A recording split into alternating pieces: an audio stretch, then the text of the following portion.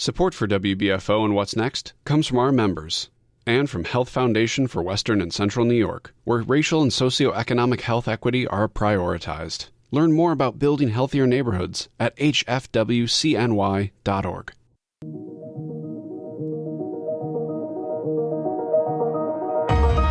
I'm Jay Moran. I'm Bridget Jaipal Valenza. I'm Thomas O'Neill White. We need to get together and let our voices be heard.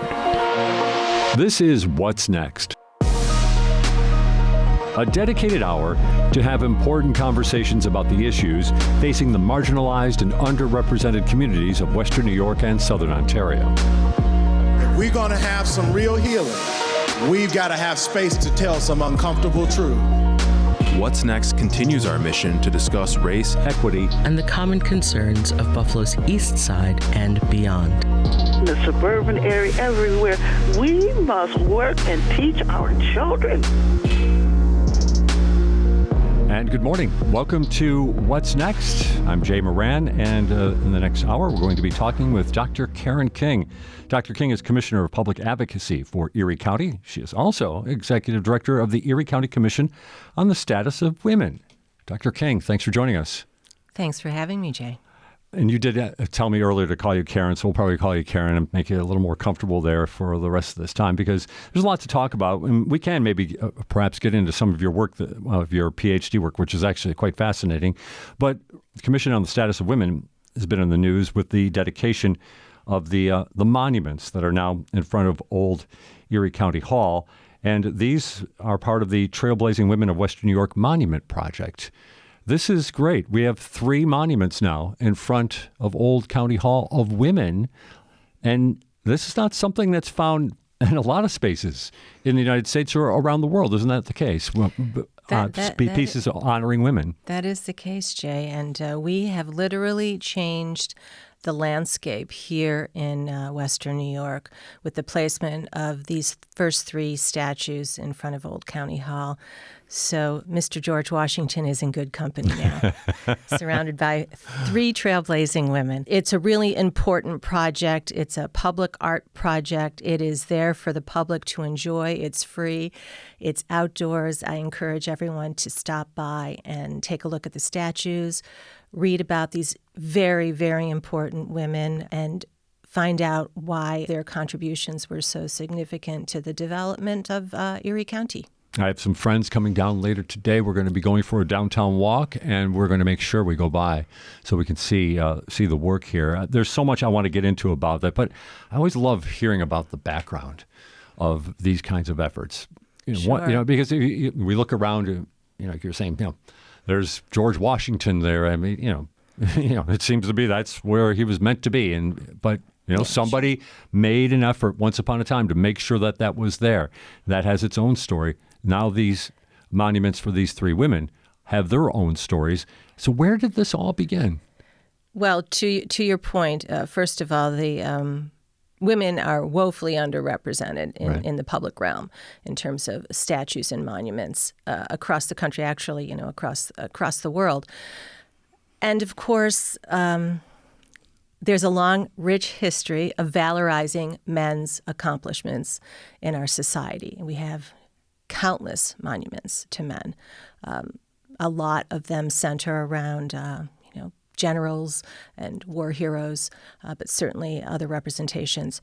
So we had a conference way back in 2017. It was an economic justice conference, and one of our colleagues said something like, there just aren't very many or any statues of women in Western New York. And of course, everyone agreed. And as soon as those words were uttered, I said, oh, here comes a project. And that's pretty much what happened. So in 2018, we formally organized our committee. It was a steering committee made up of a wide cross-section of community members, museum curators, scholars, historians, people who work in the community on the ground providing services. We wanted to get feedback from women and men of all walks of life to find out who they thought should be represented. And what was really important to us was that it spoke to the fabric of the community. Okay. So we came up with Louise Bethune, who is the first professional woman architect in the United States who designed the Lafayette Hotel. Geraldine Sittah Green, a member of the Seneca Nation and a expert in maintaining the culture and the language of the Seneca Nation. And of course, Mary Talbert, who was a world-renowned human rights and civil rights activist who laid the groundwork for the anti-lynching legislation, which actually just came to fruition rather recently. So these are women who have made significant contributions to our community who you don't hear a lot about. No. You know, in some circles you do, if you study history and women's history in particular. So we thought it was important to lift their stories and give them their due. You know, it's the one Mary Talbert I'm actually familiar with because she was a main character in a historical novel, City of Light by Lauren Belfer, which was a terrific read, which really focused on the city of Buffalo, and she had a kind of an interesting part in that as well. But I'm not as familiar with either Geraldine Sittah Green or Louise Bethune. So as you're probably going through this process, you and your committee, you're probably getting those questions. Tell me more about these women. What makes them stand out about others? Maybe, like you said, you talked about Louise Bethune. She, designed the Lafayette Hotel here in downtown Buffalo. But what else can you tell us about her? Well, part of the benefit of doing a project like this is learning yourself. So I'm not a historian, but we have... But you became one, at least for this project. Of sorts. I know historians might argue with you on that one. But we had members of our committee who were experts on all three women. So we all were learning as we embarked on this journey. And, of course, Bethune is an interesting character. She designed the Lafayette Hotel as well as several other buildings throughout Western New York. She was very interested in designing schools. Those were one of her favorite buildings to design. But she also was an advocate for equal pay back at a time when that wasn't really even a conversation because women were so rarely part of that paid economy. But she took herself out of the running for the exposition because she found out that women were only going to get paid half of what the men were going to get paid. So that was one of the earliest stances in favor of equal pay. So she was a fierce advocate for equality for women. And of course, what can you say about Mary Talbert? Just a instrumental figure in the civil rights movement here in the United States, but also in human rights. She spoke all over the world, which a lot of people don't realize. We tie her to, of course, the Niagara movement, the forerunner to the NAACP, the founder of the Phyllis Wheatley Club. But she was a staunch advocate for human rights and understood that connection between civil rights and human rights and how they're intricately involved.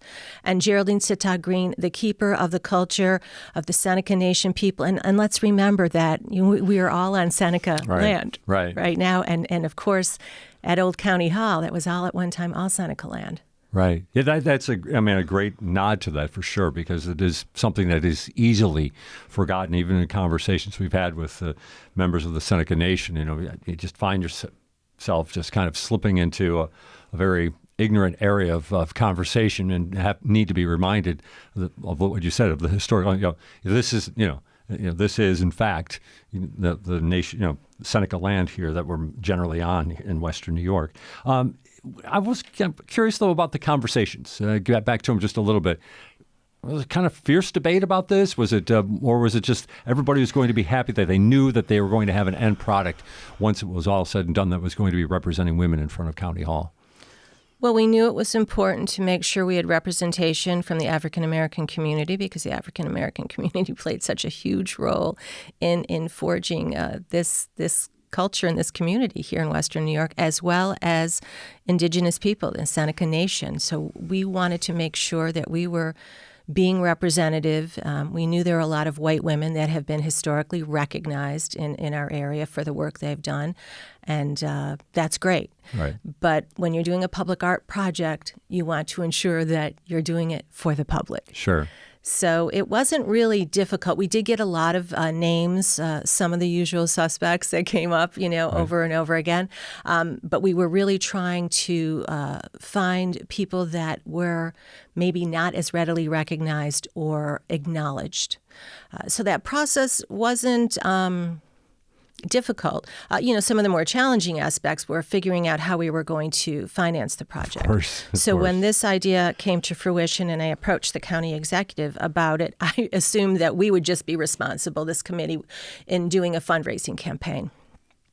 And of course, you know that County Executive Mark Poloncarz is a big proponent of public art. So when I proposed this idea to him, he said, well, how much is it going to cost? And we had gotten some estimates, based on what other monument projects had cost pre-COVID, of course. And it was around $500,000. Okay. And I told him that. And he said, okay, we'll figure that out. We can get that money. And, I almost fell out of my chair. I said, really? Maybe I should go bring a project to him. But he said, this is a really important project. And I said, I know. And we did, of course, some fundraising. We wanted to create awareness around the project because we were going to get a large portion from the county legislature. So also a nod to our chairwoman, April Baskin, and the entire legislature for understanding the importance of this project. So a large portion was funded through the county, but we also received donations from foundations, Seneca Gaming Corporation, the Baird Foundation, individual donors. We held a series of fundraising events. But at the end of the day, it was really the county that stepped up to get this project, through the finish line. Right. And of course, when we started the project, it was pre-COVID. And we had started to gain some traction. We identified who the 3 women were going to be. We talked about a potential location. Oh, so that wasn't predetermined that it was going to be an Old County Hall? No, it was a journey. Really? Everything is in a public art project, Jay. Public art projects are complicated. They're adventures, yes, of course. So when COVID hit, of course, we all had to pivot. And really, the last thing people were thinking about was raising money for public art projects. We were very focused on providing, the immediate needs of our community. And, of course, the county was instrumental in that. But we continue to do our research and explore possible locations. And as we shifted back out of the COVID era, back to more, regular times, we would say, we initially identified the library. The public library. Okay, sure. Because it would have to be county property to just make it more feasible and easy. But we ran into some engineering issues. So I've learned a lot about infrastructure and what will work and what will not work. That's interesting. I mean, can you give me a anecdote on that? Well, we were originally planning to put it on the ramp. Okay. As you enter the library, but that's a vaulted ceiling. So it's not solid, and there was issues with drainage. Okay. I mean, I'm getting very technical I know, now. but I appreciate that, yeah. And it was going to be extremely cost prohibitive to have it there. Okay. Which, would have been a great location.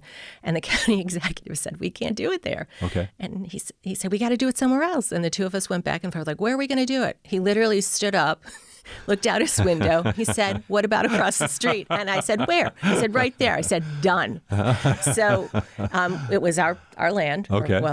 Counties land, before right? the Seneca, or after rather.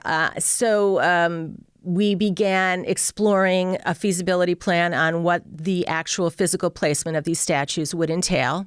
And, not to disrupt the environment. So there's a lot of planning that goes into these projects. I appreciate and we that. weren't just placing one statue, we were placing 3. Right. So then we began the request for proposal process to identify the artists for the project as well as the designers of the actual site and the construction. So all of that has to be done through a process, when you request proposals for to hire or go into contract with vendors. So that whole piece was happening. Right. Oh, that's fine. Yeah. While we were talking about what we wanted these monuments to represent, and what was going to be the backstory. So we also did create a website, which was an educational vehicle for people to learn about the project and the women. So we did a narrative project where we had local people read the character of each of the women in the first person. And if you go to our website, you can hear a 2 or 3 minute clip. In the first person, Mary Talbert will tell you her history, how she came to Buffalo, from Oberlin, and what her history was, and Sita and Louise Bethune. And it is a great way to spark interest in these 3 women. So we continue to have awareness events to promote the project. And we've been doing this for a while, so really officially since 2018. When we began the RFP process to identify the artists, that was another major hurdle. When we secured the funding, another. And then the design process of figuring out how we wanted these women to look. And of course, when you're working with artists, you certainly want to give them a lot of latitude. You bring them in, so they can share their expertise just like the scholars and the historians. And that was an interesting process as well. Sure. And I am so pleased that the project is completed. I bet you're pleased. And that we will be celebrating and commemorating these incredible trailblazing women this Monday, which is also Women's Equality Day. Okay. So August 26th, it's a significant date that was chosen with intention because it is the anniversary of the ratification of the 19th Amendment. Very good. Well, and I think Louise Bethune would be very pleased that you picked that particular day. I think they all 3 would be really pleased. But in addition to the actual monument project, so this is a whole ecosystem of recognizing the significance of trailblazing women in our community. In addition to the bronze statues, we are also going to be creating a plaque program where we'll place plaques of women throughout Erie County. So we will have a literal trail where you'll be able to download a map of the location of the statues, of course, and these plaques. In addition to that, we are also creating a living Trailblazing Women archive where we are recording video segments of living trailblazing women here in our community from all walks of life, and that will be exhibited at the Buffalo History Museum. So we're in the process of recording those videos currently, and they will be archived. And you will be able to hear the stories of women who are performing what we call everyday acts of trailblazing. Everyday acts of trailblazing. Sure. So some are more well-known in the community, but some you may have never heard of, but play an integral part in their immediate community. Because the importance here is lifting up women's stories, giving voice to the contributions that women make in our community every day. Our guest this morning on What's Next is Dr. Karen King. She's the Commissioner of Public Advocacy here in Erie County and also the Executive Director of the Erie County Commission on the Status of Women. We're talking about the Trailblazing Women of Western New York Monument Project, and as Dr. King just did, she teased us into my next questions about this trail that's coming up. We'll give you a chance to go over your notes on that, Dr. King. We'll take a break, and we'll come back with more. This is What's Next on WBFO. Did you know that WNED PBS is always working on great new local shows for you to watch? Documentaries like Kleinhand's Gift to Buffalo, which tells the story of Buffalo's music hall. The hall is very intimate, and that intimacy makes everyone who comes in here feel a part of our family. Fun and educational series like Compact Science. Believe it or not, peppers are technically fruits. And Shakespeare's greatest hits, featuring some of his best-known soliloquies and monologues. We are such stuff as dreams are made of. You can watch them all on our website at wned.org/local shows. While you're there, check out the show pages and mini websites for additional content such as bonus features, photo galleries, and lesson plans. Find it all at wned.org/local shows. Hey, educators! You've been asking for it, and it's here. Reading Rainbow Stories is ready to help your students stay on track. Each story is paired with activities to help students strengthen cross-curricular skills, such as math and business in Lemonade for Sale. Let's keep track of our sales. Science and health in Germs Make Me Sick. Usually, you feel better after a day or two. Thanks. But if you don't, you should see a doctor. And history in Following the Drinking Gourd. One of the worst things about slavery is that families were separated. Fathers, mothers, and children were oftentimes sold to different people. Check out the new Reading Rainbow Stories collection on PBS Learning Media today to help your students stay on track. You're listening to What's Next, our place to discuss the important issues of our communities of Western New York and Southern Ontario. We want to hear from you. Click on the Talk to Us option in the WBFO app, and we will work to get your questions or comments on the air. Do you have a story or concern that we should be addressing? Email us using whatsnext@wbfo.org. Together, we'll have the conversations that are needed. This is WBFO, your NPR station. And welcome back to What's Next. Today we're talking about the Trailblazing Women of Western New York Monument Project. And with us, one of the individuals who was right in the middle of the whole planning and development process, Dr. Karen King, Commissioner of Public Advocacy in Erie County and Executive Director of the Erie County Commission on the Status of Women. So this trail part of this project, it sounds like a great idea. Now that's going to give a chance to expand and highlight some of the many contributions.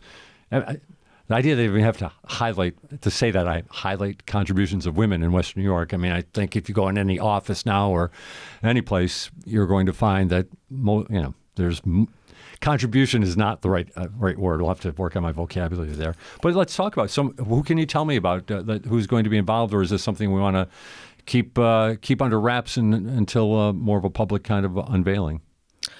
Well, we're just at the beginning stages. Right now, we're taking suggestions and recommendations from the community. Right. And I've already received several emails requesting certain women be recognized, and we'll put together a list. And we'll review it, and we'll get some additional feedback, and then we'll make some decisions in terms of how many, where they can be placed, and of course, then you run into certain logistical issues. As we've seen with the if the placement isn't Erie County space, how that has to happen. So when you do a project like this, there's the idea, the inception of the idea and why it's important, the significance of it. That's the fun part. But then, of course, making sure that you are adhering to the logistical processes that have to take place, the less glamorous portion of the project. Less glamorous, but you can see important. But you can see the value of it, especially if you want this to be a trail where people are either, it might probably be a little difficult to walk all of it or whatever the case may be, but where it can have a certain flow to it, I guess. Sure. And, you see tours going on all the time, Explore Buffalo and all kinds of tours that are happening throughout the community. If people are able to use their phones to identify where the plaques are, and most of them we hope will be clustered so they're somewhat in walking distance, but we're not sure. Right. Because we have to find out who the women are going to be, and we want to place the plaque in an area, a geographical area that's significant to them and the work that they were doing. Okay. All right. And what about, so it sounds like you're still gathering then? Oh, yeah. Information and suggestions? I want to get through Monday with the official celebration of these statues. Sorry. And let the dust settle for a minute. Right. But we are also, while this project has been going on, we did start the narrative, the Living Trailblazing Narrative Project, which I'm also very excited about. And which doesn't require nearly any infrastructure other than a camera and the ability to participate. And we're going to launch this, I hope, by the end of the year at the History Museum. This part of the project's really exciting to me because I love the idea of identifying living women who are doing this work right now. Right. And I love the idea that we are going to draw from women of all ages and backgrounds doing all kinds of different work. Right.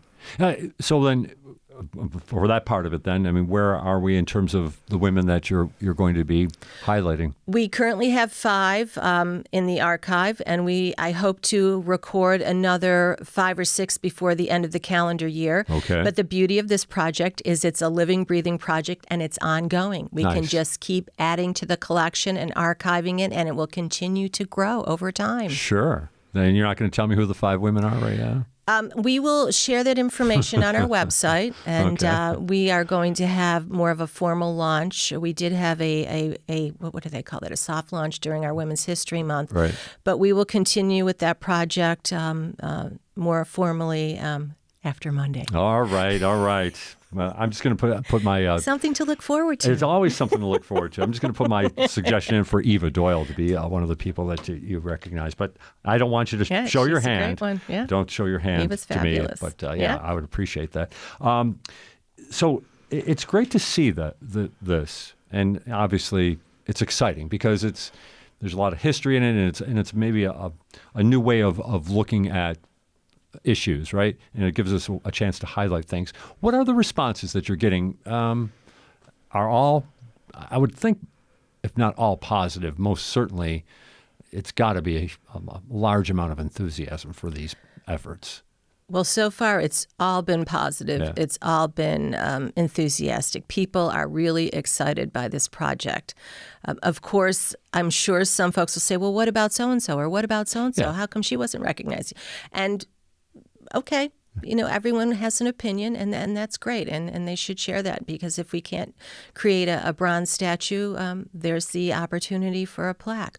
Or if it's someone who is still with us, there's an opportunity for their story to become archived in real time. So there are options to recognize these women and to elevate their stories and hear their voices. Sure. I mean, and then you said it's going to be at the History Museum. It's going to be an ongoing exhibit. How's that going to work? Well, it's going to be a traveling exhibit, and we will be using technology, of course.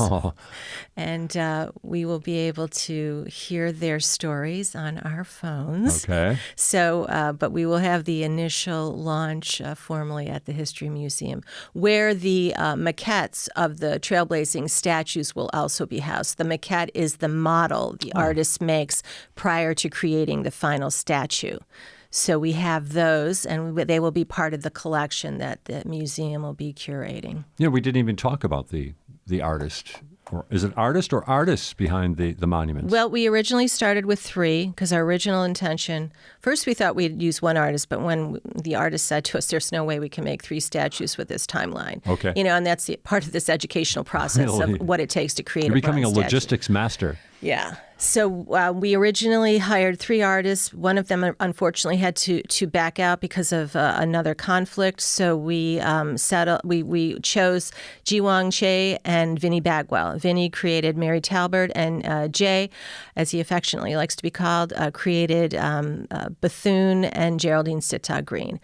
And it's a lot of work creating a statue. Right. And we're very fortunate to work with such talented artists. So for the most part, it was a really great experience. How did you go about hiccups? Yeah. How did you? I bet. How did you go about identifying them? That was through a lengthy process. We sent out a request for proposals across the nation. It was a national search. We had a team of advisors who came from the art world and the monument world, who were experts. We narrowed it down to 3. We sent out requests for proposals. We reviewed the proposals, and based on the criteria that we had created in the proposal, we identified through a scoring process. It's a very involved process, and there's a lot of oversight involved because this is public art. Of course. And then the 3 artists were selected, and then after that process, they were requested to provide a proposal of what their vision was for the project, timeline, and budget. I'm interested because you mentioned we've talked about public art and what goes on in behind it. And one of the great things I think that's been going on here in the last decade in Buffalo and Western New York is the emergence of public art. It's really, I think, a sensation. It's really added a nice flavor to our community. But what about, again, you're learning on the run here, Dr. King, of all these different processes. So what about public art? What would be something about developing public art here in Erie County that we probably don't understand, right? Because I'm sure that there's probably a sense that, it's simple. There's a building, put this up. There's we can paint this, right? I mean, I'm sure there's that kind of simplistic approach to it, but like you said, there's a lot that goes into it. Well, the infrastructure piece. Yeah, that's a good point right understanding where are you going to place this, what materials are you going to use, if it's outdoors, how will it weather over time, what is the landscape going to look like? And we were, and forgive me for not mentioning Joy Keebler. She was our landscape architect who designed the beds and the space around where the statues are placed in front of Old County Hall, and she did a phenomenal job, and she's so talented and a joy to work with. Nice, Joy's a joy to work with. Yes. But the infrastructure piece and the mechanics of it, watching the actual statues come off the trucks, how they were lifted off the trucks and placed, and the actual mechanics of what that took, that was fascinating to me. And also had its own separate timetable, its own separate group of people who their priorities are very different than an artist. Right. But together, it's very similar to a prior experience I had. My former career was in television and commercial production. And that's collaborative work. You work with a crew. You got your director, who's like your artist, and you've got all the people making it happen behind the scenes that you don't necessarily recognize or see, but they're making it happen. They're hanging the lights. They're making sure the sound is working. They're editing. They're creating this collaborative project. And that is what a public art project is. It's a collaborative process. So it was really interesting to participate in that. Yeah, it sounds like both a lot of work, but it sounds like you really enjoyed it. Well, there were days that I didn't enjoy it as much. I had to be, kind of like the bad guy, the producer at times where I said, no, we can't spend this money. We're going to be over budget. No, we have to go this way. And, sometimes people didn't want to hear what I had to say, but we pushed through it. Okay. All right. Very good. Very good. Again, yes, you did. And the product is there to be seen right in front of Old County Hall. You can see the three statues of Louise Bethune, Mary Talbert, and Geraldine Sita Green, the Trailblazing Women of Western New York Monument Project. That's what we're talking about here with Dr. Karen King, Commissioner of Public Advocacy here in Erie County. Since you mentioned Joy Keebler, it sparked another project that came out of the Erie County Commission on the Status of Women a few years back. Joy was architect or landscape architect that developed a beautiful project out by the Niagara River in Tonawanda that is there to honor victims of domestic violence. Right. And it's something that I know your office is working on to make sure that lots of upkeep and it brings great attention to it. Why don't we talk about that a little bit? Sure. The Tribute Garden, which is located in one of our beautiful county parks, Isleview Park, right along the Niagara River. It's a beautiful space, and it was created to recognize and honor those whose lives were impacted by domestic violence, survivors, people who are lost to domestic violence, and their families and friends. And it's a beautiful space, a meditative space, and I encourage everybody to go and visit. There's a beautiful bike and walking path there right along the river. We've been fortunate, once the actual garden was constructed, we've been fortunate to partner with our master gardeners from Cornell Cooperative Extension. It's a group of dedicated, very talented gardeners who tend to the beds on a regular basis. And then towards the end of September, to kick off Domestic Violence Awareness Month, which starts in October, we have the Plant-a-thon. And we work with high school and middle school students and the gardeners to prep the garden for fall, to do some weeding and some planting. The students learn about the significance of the space, why it's there. They learn a little bit about planting from the gardeners, which is great. And we also have domestic violence service providers there to share information about resources that are available across Erie County. And in addition to that, we follow up with the high school students. The Commission on the Status of Women hosts a summit in February, which is also Teen Dating Violence Awareness Month. And every year for the last several years, we've hosted over 100 students from across the area that come for a morning filled with information about the resources. It's a very student-driven event. We work closely with a group of students to plan the event, and that happens in February. And many of those students have participated in the Plant-a-thon in September. Nice. I'm thrilled to talk about this just because when it was dedicated, I had a chance to talk to Joy Keebler, also one of your predecessors at the Commission on the Status of Women, Cerie Becker, and also Mary Travers Murphy when she was with the Family Justice Center here in Buffalo, and about the tribute garden. And as you were talking about it, I went back to, they were laying the final pieces of that tribute garden, and Joy was talking to me about it, and I asked her about like the different paving elements, and are you going to have bricks with people's names on it? And a very poignant statement. She said one thing she's learned is we can't have them on the ground because this represents people who never want to be stepped on again. It really is, and I'm so thrilled to hear that of the upkeep that's going on out there, and to continue honoring that space as well. That's really quite wonderful.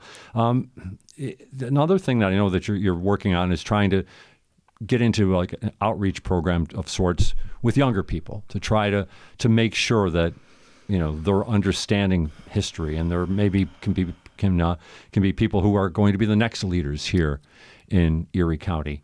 Talk about that a little bit. Well, of course, on the heels of the Trailblazing event that occurred last night at the Democratic Convention, we have a program called First Amendment, First Vote, which was launched in 2018. We are in partnership with First Amendment, First Vote. Its founder, Melina Carnicelli, was the first woman mayor of Auburn, New York, and also the organizer of the women's marches in Seneca Falls. After the marches of 2017, she gathered a group of like-minded people together to say, how can we keep this momentum going? And we all agreed that that momentum rested in the next generation of voters and future elected officials. And we had identified young girls, high school students, and we came up with the name First Amendment, First Vote, because, of course, the First Amendment is the right to assemble and free speech, which was the vehicle that the suffragists used to get the word out, to promote and eventually get the 19th Amendment added to the Constitution. So we started this project in 2018. There's several cohorts across the state. Western New York is the largest cohort, so we work with several high schools and teachers who we call mentors, who are responsible for identifying who the girls will be to participate. They participate in a fall seminar, which happens in October. And then we have a summit in the spring, in March. The first summit was in Seneca Falls. And fittingly. Then we had one in Rochester. We were scheduled to have one in Buffalo, and then COVID hit, so we had to go virtual during that period of time. And then our last one was in Auburn. So the purpose of First Amendment, First Vote is to provide girls with experiential learning opportunities about the process of running for office and governance. Because as I like to say, girls don't have a confidence problem. Girls have an access to resources problem. The moment you provide resources, watch them fly. Right. And all you have to do is look at Title IX and athletics and what has happened with young girls and young women who now can go to a D1 school on a full ride. And you see that once girls have those opportunities to participate, there's no stopping them. So I think much is the same with the process of elected office. And there's a lot of conversation about the role of civic education in school. And students get some exposure to it, but this really offers them an opportunity to build on that experience. So they have an opportunity to sit across the table from an elected official. Okay. And that's the roundtable portion of the seminar. And they can ask, April Baskin, why did you want to run for office? Isn't it hard to ask people for money? What happens when people say bad things about you? How do you handle it? Three great questions. Right? And how often do they get to ask an elected official that question? And every elected official who's participated in the roundtable loves it. And they all say the same thing. I wish I had this in high school. Wow. So we are getting ready for our fall seminar, which will be in October. But I just finished hosting 3 high school interns who were part of the program at Erie County. Oh, all right. And they had a great opportunity. They got to meet commissioners, deputy commissioners, the county executive, the deputy county executive. They learned about the importance of local government. And what a lot of people don't realize is, for the most part, the only real immediate contact you're going to have with government is your municipal or your local government. And they were really quite, I guess they would say, surprised at how expansive it was and how important the county government plays in daily lives. And I said, yeah, because most people don't realize it until there's a problem. Right. Until there's an issue. So that was a great opportunity for them. And they're doing, they'll be doing a presentation at the fall seminar on their findings from some research they conducted and their experience about meeting all the different departments and the people that work in public service. Because not everybody wants to run for office. I mean, our goal, of course, is gender parity. We want women represented at all levels of government. But there's many ways to be civically engaged and there's many ways to be involved in public service. Well, we have a lot to talk about still to come here. We got a few more minutes to go. We're going to take another break and come back and talk with Dr. Karen King, the Commissioner of Public Advocacy here in Erie County, the Executive Director of the Erie County Commission on the Status of Women, and of course, one of the forces behind the Trailblazing Women of Western New York Monument Project. We'll take a time out, come back with more. This is What's Next on WBFO. Hey people, Corey here with Compact Civics. If you're from Western New York, you know snow. And unfortunately, you know how damaging those annoying potholes can be. But do you know what's involved in filling those potholes so your car tires can stay intact? Let me put you on. Because maintaining roads involves way more than the average citizen might think. Cities, counties, and states take part in this process. Why, you might ask? Well, a state might be responsible for filling potholes and paving, but a city handles snow plowing and de-icing. These responsibilities are shared among elected officials, road managers, supervisors, and other essential personnel, all so you can drive safely. Try and imagine a city or town without a public works department. No one to manage public buildings like schools or hospitals, or maintain infrastructure we rely on, like roads, bridges, and airports. Can't forget about essential public services like water and sewage. And when those summer months hit, you can forget about public spaces we enjoy, like parks and beaches. We deserve these spaces, and our taxes pay for it all. So, next time you drive across a smooth road or see a snowplow clearing one, appreciate it. Public works are the backbone of what keep our communities and quality of life thriving. Special thanks to our partners, the Buffalo Presidential Center, whose mission is to explore and share stories about Buffalo and Western New York's contributions to the U.S. presidency and national affairs. You're listening to What's Next, our place to discuss the important issues of our communities of Western New York and Southern Ontario. We want to hear from you. Click on the Talk to Us option in the WBFO app, and we will work to get your questions or comments on the air. Do you have a story or concern that we should be addressing? Email us using whatsnext@wbfo.org. Together, we'll have the conversations that are needed. This is WBFO, your NPR station. And welcome back to What's Next with us, Dr. Karen King, Commissioner of Public Advocacy here in Erie County, also the Executive Director of the Erie County Commission on the Status of Women.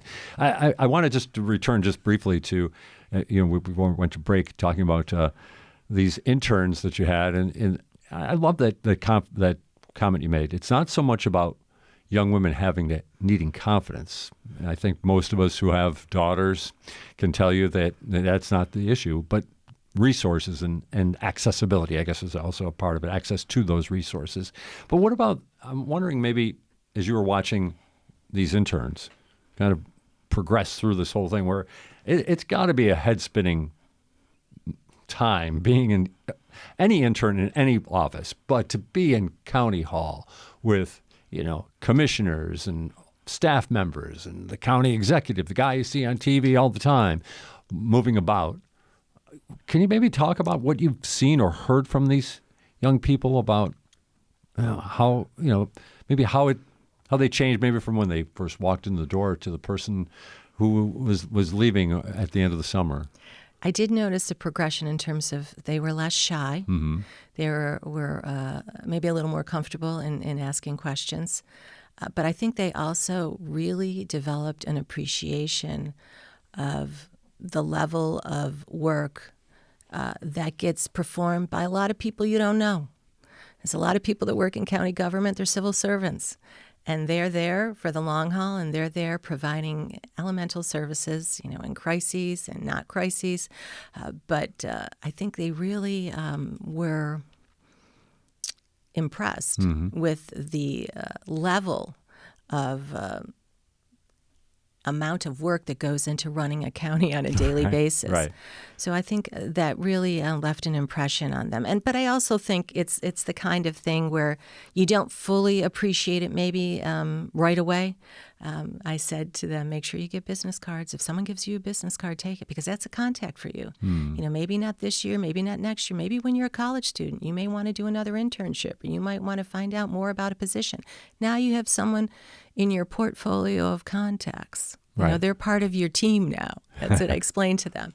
And I think that they will understand the full, appreciate it more fully as they progress forward. How it's going to be one of those questions that I don't want to penetrate your modesty here, but how curious were they about you? I mean, here you are, a commissioner in county government. You talked about your TV production background a little bit, and also your education background is very impressive as well. I'm wondering if maybe you saw a little bit of yourself in them at that age. Just kind of curious about that interaction. Well, they did want to know about when I decided I wanted to do this work and what I did in college. All right. And I did explain to them that when I went to college, things were a little different, a different era, and there wasn't so much focus on identifying a career track while you were in high school. And college used to be the place where you would figure that out. Now it seems like by the time you get to college, you better know what direction you're going, which I guess there's pros and cons to that. They all were very focused. They said, one of them wants to get into law. One of them wants to become a doctor. The other one might be law. She's not sure. But I said, when I got to college, I was already a feminist. I've been a feminist since high school. Wow. And, the times, Jay. I came of age in the 70s. That's true. And I said I knew that, but I was really exploring what I wanted to do with the rest of my life. And I wanted to learn about the world, and I wanted to get a greater understanding of the way power worked and the way feminist theory could be implemented in everyday action. But then I ended up working in production. But I got news for you. Everything I learned as an undergrad helped me inform my work, and then everything I learned on set in production helped me in life and jobs. But they did want to know that story, and I explained that to them. And, they were like, oh, okay. But it was a little different from their experience. But I said, if you know what you want to do, that's great. But, make sure you take advantage of opportunities to learn about all things. Because a comprehensive experience is really important. Because they said to me, we thought we were going to just be doing work on the Commission on the Status of Women. And I said, well, sure, and we can talk about that work, but it's also important that if you run for office as an elected official, you've got to know about a lot of things. You want to be a proponent of equality for women, that's great, but as an elected official, there are a lot of other issues that you have to attend to. The paving of roads, the infrastructure of sewer systems, making sure the water's clean, making sure people have electricity during a storm. There are a lot of things you have to understand about, particularly at the local, municipal, and county level. So I said, I want you to continue your interest in women's equity issues, but I also want you to understand there's a lot to governing. But there was an interest, though, in women's equity issues, and there was no doubt about that. Of course. That's great to hear, though. Young people. Yeah. That's why they're involved in First Amendment, First Vote. Sure. That's why they're gravitating towards that, because they have an interest in these issues. And I talked about a Women in Work study that I'm currently engaged in with the help of Cornell's School of ILR, and we're doing a study on women in work here in Western New York. And it's going to be very narrative driven. We're going to be interviewing women about their experience with work. We know there's a pay gap, and we know that women still populate lower paying jobs, but we also want to hear about their experience and their stories. And we're also going to be talking to women from the C-suite all the way down to the women that you don't notice a lot of times that are providing really important work in our daily lives, right? And we really that really came to light during COVID, when essential workers were all of a sudden elevated, childcare providers, people in the service industry, in the service sector. So we want to hear stories from women from all walks of life. So that study is going to be kicking off in the next several weeks, actually. We're going to be doing a series of focus groups with women. So we talked about that study. We talked about the different programs that the Commission is involved with and collaborates on, and of course, the importance of continually elevating women's voices. Well, that's really encouraging. The information that you're going to take from it, though, I mean, you see a place for it to go. You think there are ears out there that are going to welcome the study? That? Yeah. Of course. And of course, it will be informed by data. And public officials and elected officials like data. Okay. But and data is important. It gives us statistics. But we want to know the story behind the statistics. And hearing firsthand about the experiences of working women is very powerful. And I also think that has a place in terms of moving the needle amongst elected officials in terms of how willing they will be to fight for legislation to continue to address inequities, not just around pay, but, culture, environment, and opportunity. Yeah, we only have a couple of minutes left, and we're recording this on Friday. This is going to air Monday, the day of the dedication of the event over at the Old County Hall. But last night, the spotlight was on a woman who has definitely a gunfighter's chance of becoming the next president of the United States, Kamala Harris. I don't necessarily want you to get into any kind of partisan element of this, but from that perspective of moving the needle along, how significant is it to have Kamala Harris in the spotlight right now? It couldn't be more significant. I mean, it is she's a trailblazer, and she, of course, stands on the shoulders of the women that came before her, which she readily acknowledges. It's incredibly significant in so many ways, but in particular for girls and young women, to see someone like them represented in this position and to potentially become the President of the United States, like the statues. It's important. Representation matters. It's important that women and girls make up half the population, but yet we don't seem to garner the same attention, the same leadership, the same power that men do. That's changing in many ways and has changed in many ways, but representation is important. It's important for a girl sitting in her wherever she's watching it on her laptop or her phone or her television saying, oh, there's a woman, that can be me. And what did it say? It was, I think, one of the eye-opening things, but I'm just kind of curious of your take on it. If President Biden announces that he's not going to run, it's going to be Kamala Harris. And this surge of fundraising that came flowing through, what is your characterization or thought on that? Because I found it absolutely remarkable. Well, I think it signals that people are thirsting and yearning for change in the way politics are performed in our country. And a lot of the models that are in place have existed for over 100 years. And we're pivoting into the next era.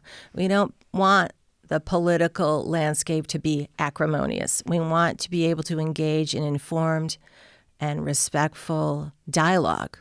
We can have differences of opinion. We have to figure out how to talk about those in constructive ways.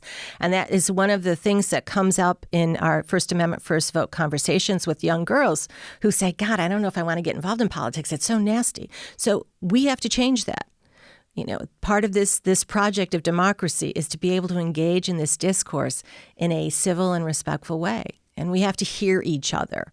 And I think the presidential candidate has really promoted that and expressed the importance of that. And, change is in the air. I appreciate your perspective. I very much appreciate that perspective, Dr. King. Finally, the call to action. We brought you in to talk about the Trailblazing Women of Western New York Monuments Project.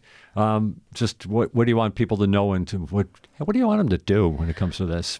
I want them to take a stroll down to Old County Hall, and I want them to look at the statues, read the signage, which will give you some background about these fabulous trailblazing women and the scope of the project. Sit on the beautiful benches, enjoy the beautiful beds surrounding the statues. Take it in. If you happen to be strolling by at night, the statues are lit up and they look magnificent at night. But remember, this is our public art space museum. There's no admission, there are no doors, there are no lines. Just walk right on up. Well, I just so much appreciate your conversation with us this hour, Dr. King. It's been a real pleasure, and thanks very much for being with us. Thanks for having me, Jay. It's been my pleasure. Dr. Karen King, Commissioner of Public Advocacy, the Executive Director of the Erie County Commission on the Status of Women, and also here talking about the Trailblazing Women of Western New York Monument Project. They are on display at Old Erie County Hall here in downtown Buffalo. This has been What's Next on WBFO.